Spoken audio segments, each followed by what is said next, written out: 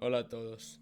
Vi que les gustó mucho el primer video, así que estoy súper feliz. Muchas gracias a todos los suscriptores, todos los que pusieron like, comentarios. La verdad me ayuda mucho y me pone muy feliz. En esta segunda parte de la primera clase que tuve con el gran maestro Andrés, van a ver otro ejercicio que me puso y la verdad me mató. Pero, chicos, es la única manera de mejorar el ajedrez. Ponerle todo con táctica, ejercicios, visualizaciones y bueno, ahora lo van a ver en algunos segundos. Gracias a todos. Esta es otra partida, un gran clásico. Bueno, Petrosian fue uno de los campeones mundiales y un jugador, además de excelente jugador, un gran didacta. Él escribió uno o dos libros, pero son muchos, muy buenos. Uno de ellos se llama Ajedrez en la Cumbre, que son partidas comentadas por él mismo. Y a mí lo que me gustaba de Petrosian era, como te digo, tenía procesos de razonamiento muy claros en la toma de decisiones. Bueno, mira, yo voy a tratar de orientarte. Esta posición es mucho más compleja que la otra, porque hay muchas más cosas, pero voy a tratar de orientarte. En esta posición juegan las blancas. Vamos de nuevo al conteo material o la evaluación genérica. Dama, dos torres, dos caballos y seis peones para el blanco. Dama, dos torres, pareja de alfiles y cinco peones para el negro. Por lo tanto, el negro tiene un peón de menos. Un consejo importante es que cuando vos veas que hay un peón de menos, tenés que preguntarte cuál es el peón de menos o cuál es el de más. Fíjate que el peón de más de las blancas acá es un peón muy valioso. No es lo mismo si yo te pongo este peón, no sé, en G3, que es un peón doblado que no vale nada, a un peón pasado en el final. O sea que las blancas decimos que tienen una ventaja material muy importante acá, ¿no? Digo, es un peón de más pasado en un prefinal como este. Bueno, es una ventaja muy importante.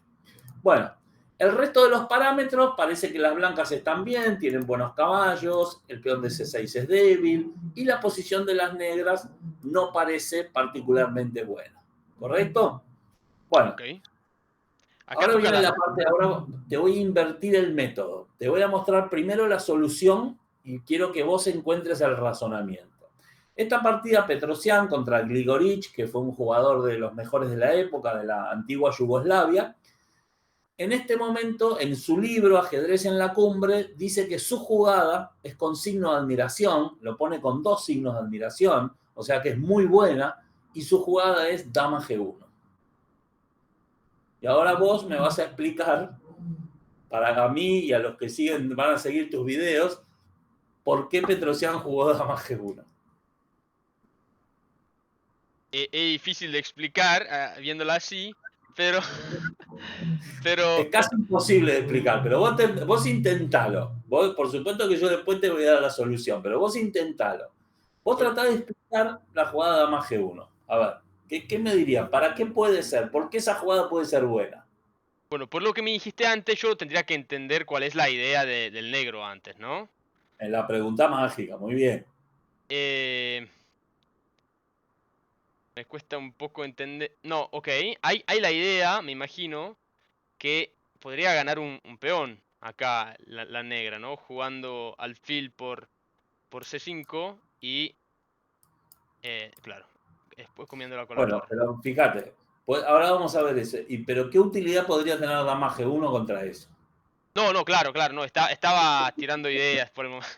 No, No, no, está bien. A ver, no, si yo no, bueno, entiendo que te sientas desorientado y el objetivo de este ejercicio es que te sientas ok. desorientado. Y Porque yo después te voy a logró, reorientar, ¿no? logró. Pero quiero que por lo menos vos intentes justificarla, que me digas, no, capaz me parece que debe ser para esto. A ver, ¿para qué? Para evitar el fil por C5 no es, No. eso Eh, seguro. entonces la idea podría ser de jugar lo que a mí me parece una locura, pero podría ser jugar G4, por ejemplo. No es para G4 porque en realidad la ventaja de las blancas está en el flanco de dama.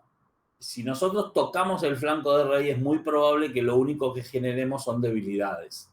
Ok. Esa es otra de las frases de Borevsky, ya que estamos, que Borevsky repetía que a mí me gusta, que es, no te olvides que los peones no pueden volver para atrás.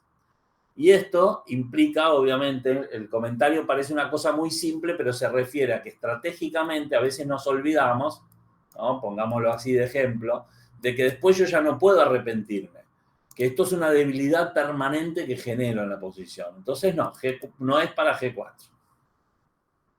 Yo habría pensado G4 porque digo, bueno, la única casa que tiene el alfil sería en C1, no, en C8, y Sí, después tengo la jugada de caballo en B6, que amenaza la torre y amenaza el alfil. entiendo. Me gusta el pensamiento basado en variantes y no en conceptos generales, que eso es algo que vamos a ir corrigiendo también, porque la mayoría de los jugadores tienden a pensar en conceptos generales y no en variantes concretas. En ese sentido, sí. Lo que pasa es que el precio a pagar es demasiado fuerte Ok. y no es la idea de dama G1 jugar G4. Pero sí, entiendo que si el alfil estuviera en C8, esto podría ser una oportunidad. Eso sí estoy de acuerdo contigo. Bueno, sigamos Bueno, buscando. Alguna idea tiene que tener. No te olvides que Petrosian le dio 2 signos de admiración a dama G1. y bueno, ok. ¿Qué hace ahí?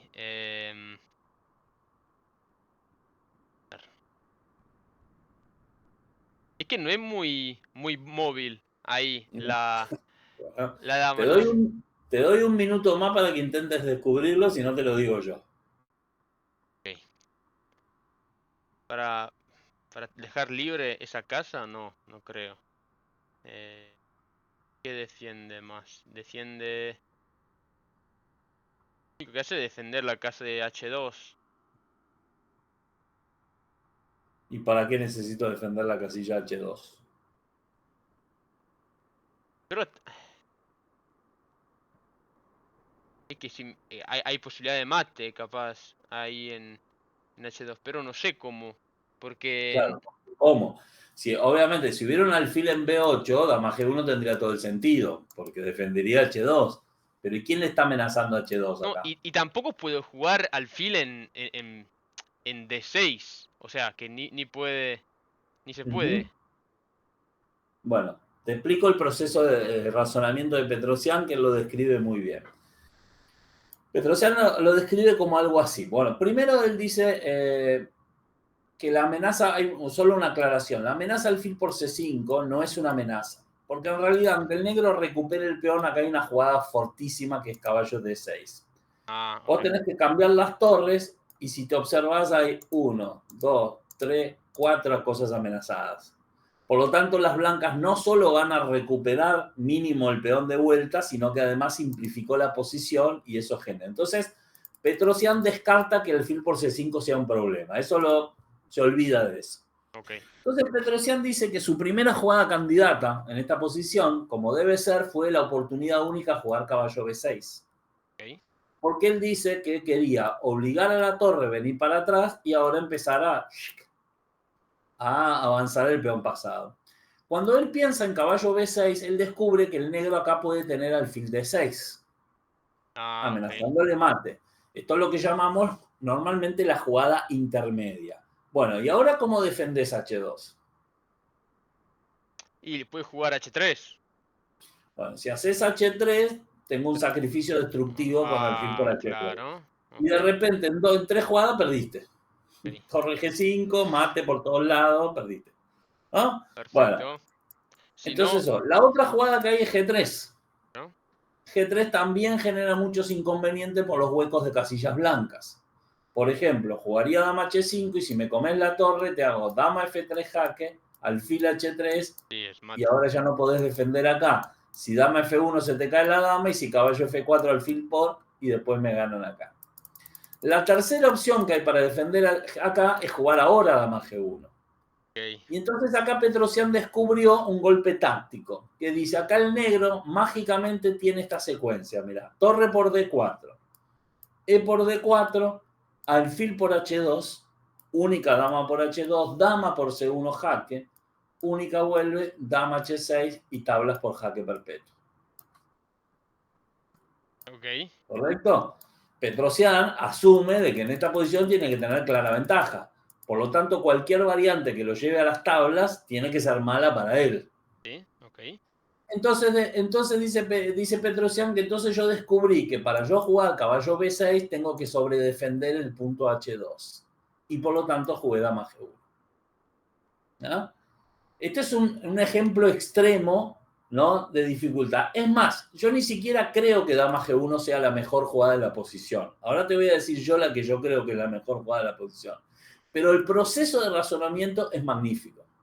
Porque Petrosian dice que él descubrió que el problema no es solo alfil D6. Si vos jugás, por ejemplo, A4, no es que el negro se vaya a comer. El negro tiene un plan de iniciativa que es el pasaje de la torre hacia H5. Y de hecho, si en esta posición jugamos dama G5, incluso aparecen algunas imágenes, como por ejemplo alfil F3. Y de repente las negras tienen más que contrajuego en el flanco de rey. Entonces, lo que hace Petrosian y una de sus especialidades era jugar contra los planes del adversario.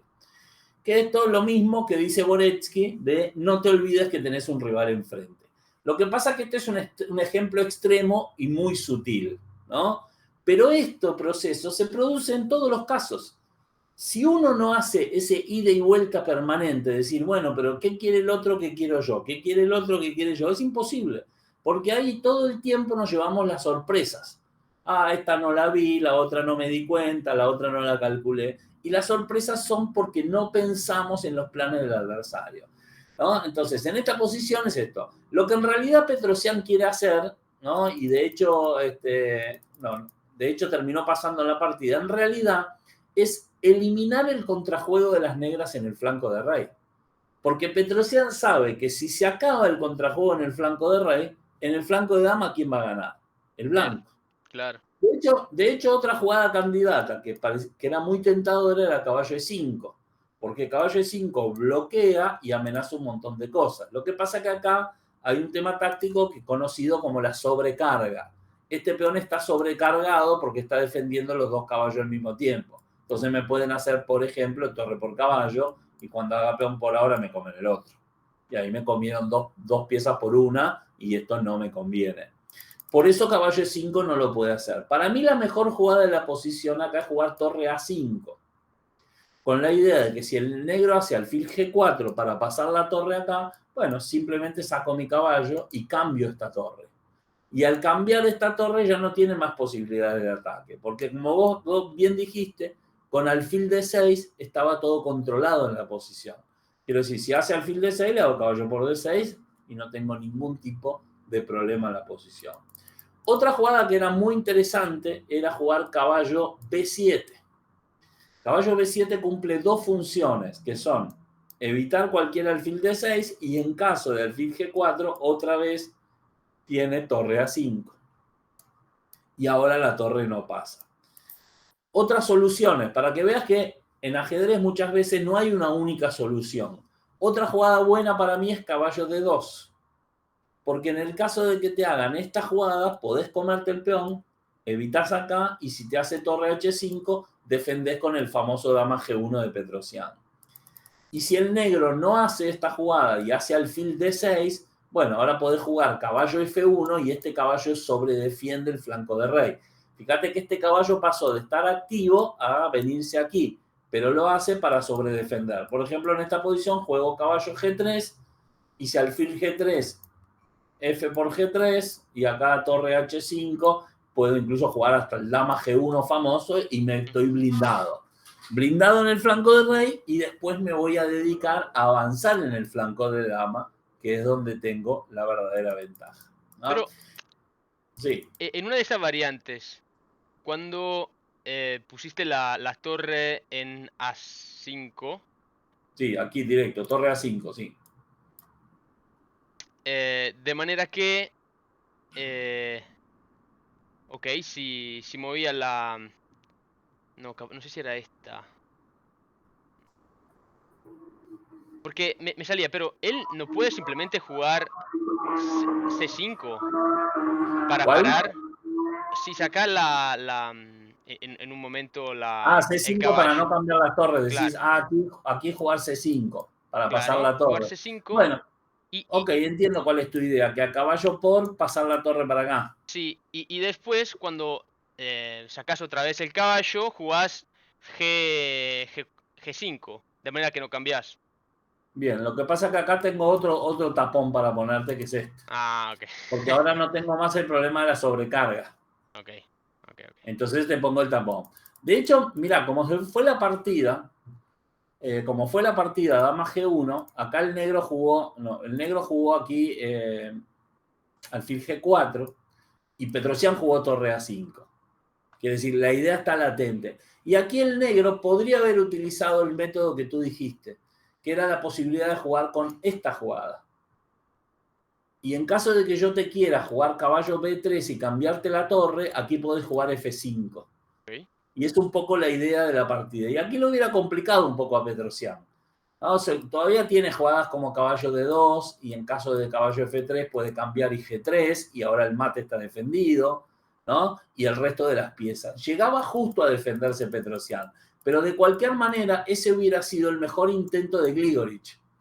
Porque en la partida lo que terminó pasando es que simplemente se cambiaron las torres, se simplificó la posición y las blancas ganaron por el peón de más. Porque el blanco además no solo tiene un peón de más, tiene otro peón que potencialmente es muy débil en esta posición. Porque el peón de C6, cuando vos hagas, no sé, cualquier jugada, yo en cualquier momento te lo puedo venir a comer. Entonces, la magia de este ejemplo es que Petrosian sabía, y todos sabemos, qué es lo que nosotros queremos. Yo con blancas quiero comerme este peón, con blancas quiero coronar el peón A, con blancas quiero entrar con el caballo N5. Y Petrosian también sabe esto. Entonces es muy probable que en esta posición cualquier jugador hubiera jugado caballo B6 o hubiera jugado caballo A5, ¿no? Porque se hubiera concentrado en lo que él quiere y no en los recursos del otro. En cambio, Petrosian, que no en vano fue campeón mundial de ajedrez, piensa exactamente al contrario. Él dice, no tengo ninguna variante forzada. En realidad, la única variante forzado, candidato de nivel 1, es caballo B6. Caballo B6 no funciona por alfil D6. Después que descarto los candidatos de nivel 1, paso a los candidatos de nivel 2. Para hacer los candidatos de nivel 2, me hago la pregunta mágica. Cuando Petrosian se hace la pregunta mágica, dice, ¿qué quiere Grigorich? No, Grigorich quiere jugar alfil G4 y torre H5. Por lo tanto, necesito sobredefender el peón de H2. Y ahí encuentra la jugada dama G1. Entonces, lo que decía Boretsky siempre es, si uno no hace el proceso lógico, es imposible que encuentre ciertas jugadas. O sea, vos podés encontrar alguna jugada, pero esta no la vas a encontrar nunca. Y de hecho, no solo esta tampoco la vas a encontrar. Bueno, esta capaz que de casualidad, porque te pensás que es para defender el caballo de C5, pero en realidad para cambiar la torre. Pero después uno tiende a creer que los planes nuestros son siempre los que van a funcionar. Claro. Entonces uno dice, no, yo quiero, y bueno, como en la vida misma, esto ya es un tema más complejo que del ajedrez. Esto es como en la vida misma, ¿no? Siempre nos parece que lo nuestro va a funcionar y lo de los otros no. Entonces, eso en el ajedrez viene de reflejo. Entonces, lo más importante, Lorenzo, y para finalizar esta primera clase, es que cambies tu manera de pensar. Yo sé que estos métodos te parecen difíciles, yo sé que te va a llevar mucho tiempo habituarte al cambio de hábito, porque esto es un cambio de hábito, vos no pensabas así hasta ayer. Y esto aplica a todos los niveles de ajedrez. No importa que vos tengas 1000, 1500, 2000, 2500, 2800. El método de razonamiento es muy parecido. De hecho, hay un error bastante común que cometen algunos jugadores al estudiar. Viste que aquí en Lichess vos podés dar vuelta al tablero, ¿no? Yo tengo la opción girar el tablero, ¿no? Sí. Entonces hay jugadores que yo les pongo un ejercicio y me dicen, no, voy a girar el tablero porque lo voy a pensar de mi lado. Entonces claro. yo le digo, el ajedrez no se piensa de ningún lado. ¿No? El ajedrez vos estás sentado a un lado para jugar, pero el pensamiento siempre es de dos canales. Siempre es de lo que yo quiero versus lo que quiere el otro. Ahí, en ese punto de equilibrio, que está el secreto del ajedrez. ¿No? Yo le llamo eso el concepto de la balanza. Uno tiene que balancear lo que llama las jugadas activas o las acciones positivas con las jugadas defensivas o preventivas. ¿Ah? El concepto de la profilaxis, que no es ni más ni menos lo que estamos estudiando, en la profilaxis en ajedrez es eso, profilaxis o anticipación a los planes del adversario. En el momento que vos logres pensar de los dos lados, qué querés vos y qué quiere el otro, vas a indudablemente a tener una evolución ajedrecística. ¿Ah? Y que ayuda mucho también, siento, porque a veces pasa que no sé bien cuál va a ser mi plan, ¿no?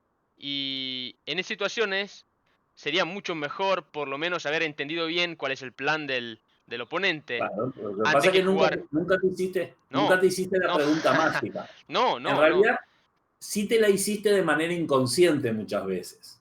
Porque vos pensás que si, vuelvo al ejemplo extremo, si el otro te amenaza jaque mate en Claro, una, vos lo tratás de evitar. Entonces, en realidad, estás aplicando la pregunta mágica. Lo que claro. pasa es que lo aplicás en casos simples. Lo que nunca lo hiciste es en un caso más complejo como este. Vos fíjate que este es uno de los ejemplos que a mí más me gusta en ese sentido.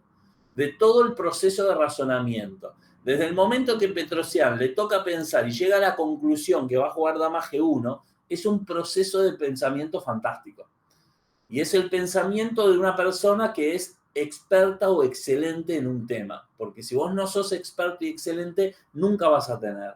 Entonces, el problema es que hay que aprender de ellos. La ventaja que tenemos en el ajedrez es que al haber siglos y siglos de estudios, todo esto ya se sabe de cierta manera, pero claro, no todos lo sabemos ni lo entendemos, ¿no? Entonces, ese es el primer proceso, ¿no? Después yo te voy a dar algunos ejemplos de cómo ir mejorando los distintos aspectos.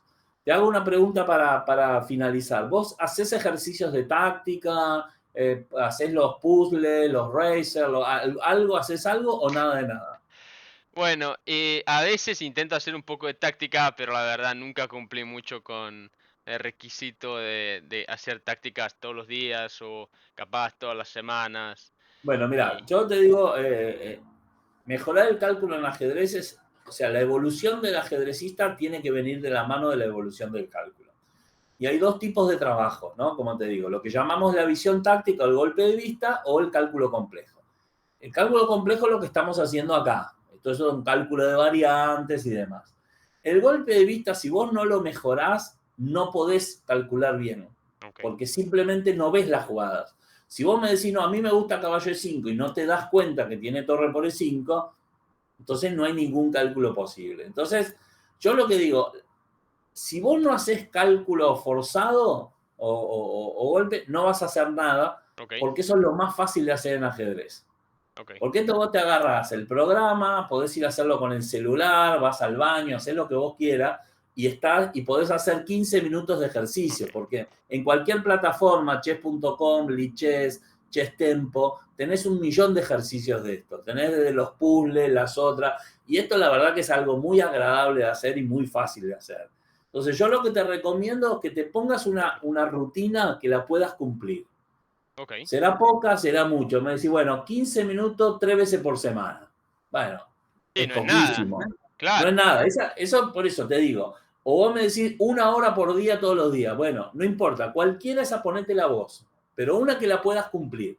No, acordate que hacer ejercicios de táctica es como hacer abdominales en el gimnasio. No tiene sentido que un día hagas 100 y después no te puedas mover nunca más y nunca más vayas a un gimnasio. No tiene ningún sentido eso. Bueno, esto es lo mismo. Si vos querés mantenerte siempre alerta y mejorando tácticamente, tenés que hacer un poquito cada día o algún tipo de distribución. Después con el cálculo complejo es otra historia, pero por lo menos la visión táctica sí que la podés trabajar.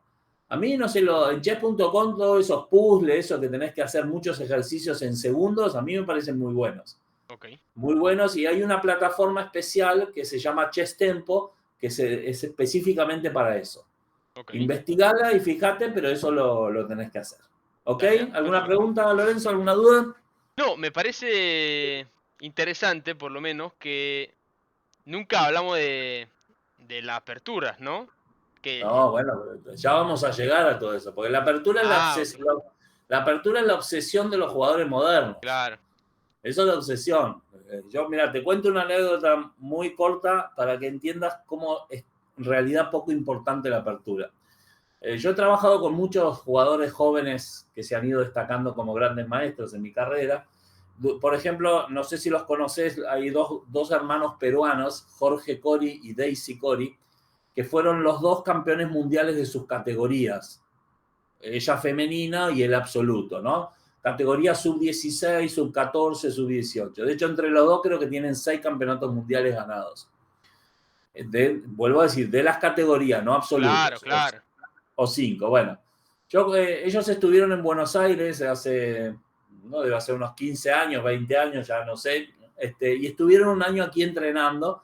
Hicimos un plan de entrenamiento con ellos, que lo coordiné yo con otros grandes maestros. Pero lo que te quería contar es que en la primera sesión de clases que le doy a Jorge Cori, creo que Jorge tenía 14 años y ya tenía 2500 de Elo. O sea, ya tenía fuerza de gran maestro, ¿no? Entonces yo le pregunto, bueno, le digo, bueno, vamos a ver cuál es tu repertorio de aperturas, ¿no? Entonces le pregunto, bueno, a ver, contra D4, ¿qué haces? No, me dice, juego D5. Y después, ¿qué hace? No, pongo el peón en C6, en E6 y hago el triangulito eso de los peones, me dice. ¿Y eso cómo se llama? Ah, no sé, dice. Yo juego eso y después hago B6 y rompo con C5 y demás. Bueno, él no sabía ni el nombre de la apertura. O sea, no sabía quién era Botvinnik, no sabía quién era Capablanca, no importa. Y tenía 2500, ¿no? Claro, Obviamente, claro. bueno, está bien, pero es que todos los entrenadores decimos lo mismo y todos los alumnos hacen lo contrario. Todos los entrenadores decimos, las aperturas son importantes a partir de cierto nivel, porque lo importante, más importante al principio, son todos los conceptos básicos y el cálculo. ¿Qué hacen los alumnos? Estudian aperturas. Bueno, eso Y es para así. mí, la motivación por la cual todos estudian aperturas o que se fijan en una apertura en particular es porque después yo mismo me doy cuenta que yo hago así en muchas partidas, como que jugás Ujú. casi sin pensar, ¿no? Ganar Claro, lo que partidas, pasa, yo sé a sí. memoria muchas partidas que pasó exactamente lo mismo. Yo juego la apertura de Viena, creo que se llama, Ujú. Está y bien eso, sí. y gané un montonazo en la misma variante. Claro. Porque toda la gente juega lo mismo y yo... está mal la verdad, porque No, no tengo es que que está pensar... malo, no es que está malo que está bien. Lo que pasa es que vos estás contaminado, y lo digo en el buen sentido, por las fórmulas mágicas, que Claro, es la que todo lo que vos recibiste de ajedrez, te dicen que tenés que hacer 2 trucos para ser campeón mundial. Que vos haces esto y el otro en la Viena, en la que vos quieras. Y esto a la larga te arruina la evolución. Porque vos lo que te acostumbras y tu cerebro se acostumbra es a la fácil. Decir, no, le repito este truquito que ya lo conozco y demás. Bueno, eso es, como decimos aquí, pan para hoy, hambre para mañana. Todas eh. esas fórmulas mágicas de aperturas y secretos mágicos que te venden los influencers, los youtubers y todos, es todo lo mismo.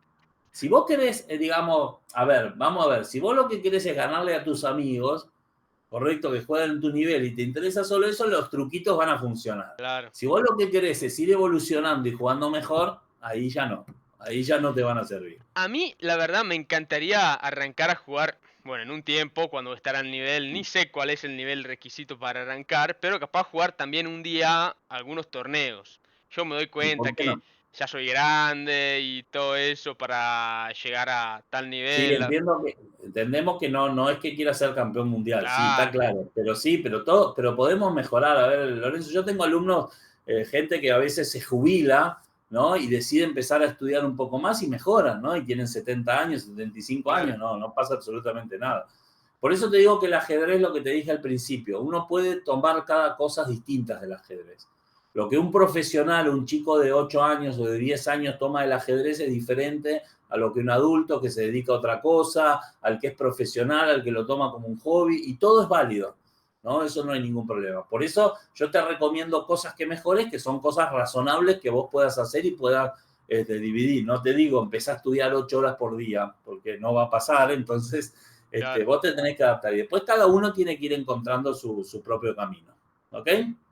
Ah, perfecto. La verdad, Muy bien, Lorenzo. me encantó mucho como esta nueva manera un poco de pensar. Y última Bueno, cosa, antes de terminar, quería preguntarte, ¿cuántos partidos tendría que jugar como en una semana, ¿no? Como en promedio, si hay bueno, un range. las partidas de rápidas o de blitz que juegas en Sí, internet es lo mismo que los ejercicios de visión táctica. Ponete un número razonable. ¿Cuánto es un número razonable? Bueno, yo te voy a decir, depende del tiempo que vos le dediques al ajedrez. sí, Lo que hay que hacer es un punto de equilibrio. Si vos decís, bueno, yo en total al ajedrez, no sé, le voy a dedicar 5 horas por semana o 10 horas por semana, bueno, distribuir un poco las cosas que haces. Siempre lo que terminan haciendo los alumnos son 3 cosas. Hacer ejercicios de táctica. visión táctica, porque eso es fácil, eso lo terminan haciendo. Jugar blitz en internet y estudiar aperturas. Lo que nadie quiere hacer es todo lo demás.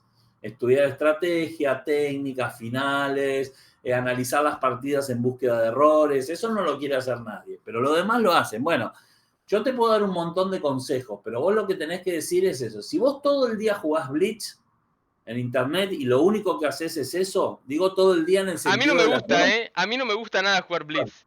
Yo Bueno, por prefiero eso. 100 veces jugar Rapid. Te lo digo porque, la verdad, si ves en mi perfil, yo ahora jugué la mitad casi los partidos en Rapid de lo que Bueno, jugué... De Blitz de lo que jugué en Rapid. Porque la bueno, verdad no me gusta tener poco y poco tiempo para pensar. Es sí, una bueno, cosa por que eso.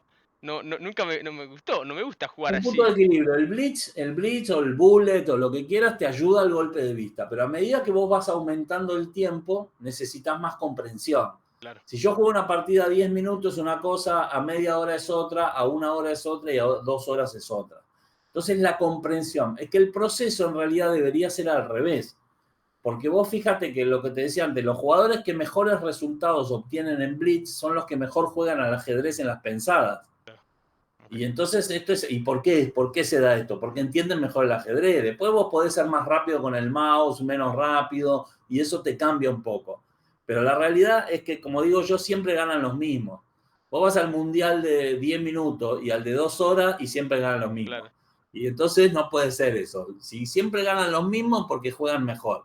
No es que sean ni más rápidos, ni que tengan más trucos, ni que conozcan más trucos. No, no. Entienden mejor el ajedrez. Y ese es el camino. Así que busca un punto de equilibrio. Jugar algunos blitz está bueno, te mejora el golpe de vista, está bien, pero tenés que tratar de jugar, sí, partidas de más tiempo. Ok. Cuando más tiempo sean las partidas, mejor. Ok, entonces, bueno, ahora voy entonces a hacer como un plan que pueda cumplir Ujú, sobre táctica, un número razonable de partidos de ujú, Rapid, capaz, sí. y bueno, ok, y voy a intentar aplicar un poco Después, perfecto. lo que me Después yo en dijiste. otras clases vamos a hablar de la formación del repertorio de aperturas, de técnica, de otros temas, estrategia y otros temas. Pero eso al principio está bien, es muy importante que mejores eso. Si no se calcula en ajedrez, no le ganas a nadie. Por Ok, más que entiendas y eso, sin calcular no se le gana a nadie. Así que hay que estar afilado con el cálculo, eso es así. Chicos, Dama G1, ¿quién la encontró de ustedes? Bueno, primero les agradezco de haber mirado este video y si llegaste hasta este punto es porque seguiste toda la clase y... Pero bueno, chicos, me digan en los comentarios quién encontró esa. Para mí era imposible. Yo igual no sé si creerle si me lo escriben, pero vamos a ver, lo discutimos. Adiós.